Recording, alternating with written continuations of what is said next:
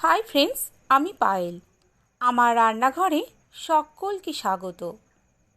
আজ আমি শেয়ার করছি স্কুলের টিফিন বক্সের জন্য মায়ের হাতের নিরামিষ চাউমিনের রেসিপি। স্কুলে বন্ধুদের সাথে ভাগ করে খাওয়া টিফিন বক্সের মজাই আলাদা। টিফিন বক্স খুললেই মায়ের হাতের রান্নার গন্ধ। আর সেই রেসিপি আজকে আপনাদের সাথে শেয়ার করছি। ভালো লাগলে আমার চ্যানেলটিকে সাবস্ক্রাইব করে নেওয়ার অনুরোধ রইল। পাশে থাকা বেল আইকনটিকে অবশ্যই ক্লিক করে দেবেন, তাহলে যখনই আমি ভিডিও আপলোড করব আপনাদের কাছে দ্রুত নোটিফিকেশান পৌঁছে যাবে। কিভাবে এই নিরামিষ চাউমিন বানিয়ে নেওয়া যায় সেই রেসিপি শেয়ার করছি।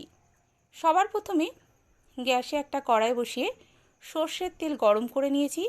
দিয়ে দিলাম কয়েকটা চিনেবাদাম। বাদামটাকে লাল করে ভেজে তুলে নেব।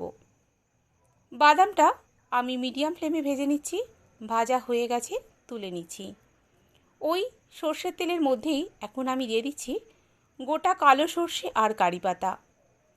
তারপর যখন ফোড়ন থেকে একটা সুন্দর গন্ধ আসবে তখন এর মধ্যে দিয়ে দিতে হবে একটু সামান্য পরিমাণ হলুদ গুঁড়ো। হলুদ গুঁড়ো দিয়ে সবজি দিলে তেলটা ছিটকায় না। আমি এখন হলুদ গুঁড়ো দিয়ে দেবার পর দিয়ে দিলাম খুব লম্বা লম্বা করে কেটে নেওয়া সরু সরু আলুর টুকরো। আলুগুলোকে মিডিয়াম ফ্লেমে ভেজে নিতে হবে। আলুগুলো চাউমিনের সাথে সামঞ্জস্য বজায় রাখার জন্য এভাবেই লম্বা লম্বা করে সরু সরু করে কেটে নেওয়া হয়েছে। আলুটা যখন অর্ধেক মতো ভাজা হয়ে আসবে তখন এর মধ্যে দিয়ে দিতে হবে এই রকমই আলুর মতো সরু সরু করে কেটে নেওয়া গাজরের টুকরো। আমি এখানে গাজরের টুকরো ব্যবহার করেছি, আপনারা চাইলে যে কোনো সবজি ব্যবহার করতে পারেন। তারপর গাজর আর আলুটাকেও খুব ভালো করে ভেজে নিতে হবে মিডিয়াম ফ্লেমে। এখন আমি দিয়ে দিচ্ছি পরিমাণ অনুযায়ী লবণ। লবণটাকে দিয়েও খুব ভালো করে আলু আর গাজরটাকে ভেজে নিচ্ছি।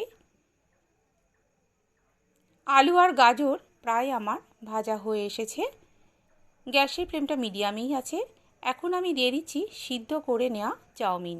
এখানে একটা কথা বলে রাখি, চাউমিন সিদ্ধ করার পর অবশ্যই ঠান্ডা জলে ধুয়ে অল্প করে রিফাইন অয়েল মাখিয়ে রেখে দিলে চাউমিন একদম ঝরঝরে থাকে।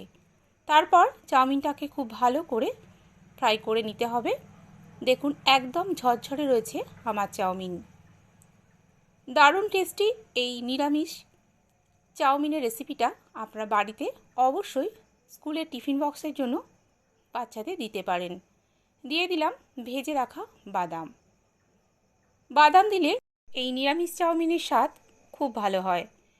বাদামটা যখন মুখে পড়ে দারুণ কিন্তু স্বাদ লাগে। এখন চাউমিনটা নামিয়ে নেওয়ার পর ওপর থেকে একদম ছোট ছোট করে কেটে নেওয়া শসার কুচি দিয়ে দেবেন, তাতে কিন্তু এর স্বাদ আরও ভালো হয়।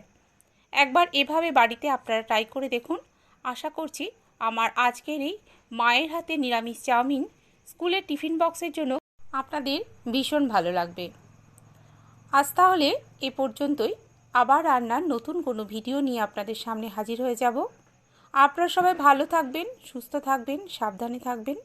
আমার রেসিপিটি এতক্ষণ ধরে দেখার জন্য আপনাদেরকে অসংখ্য ধন্যবাদ।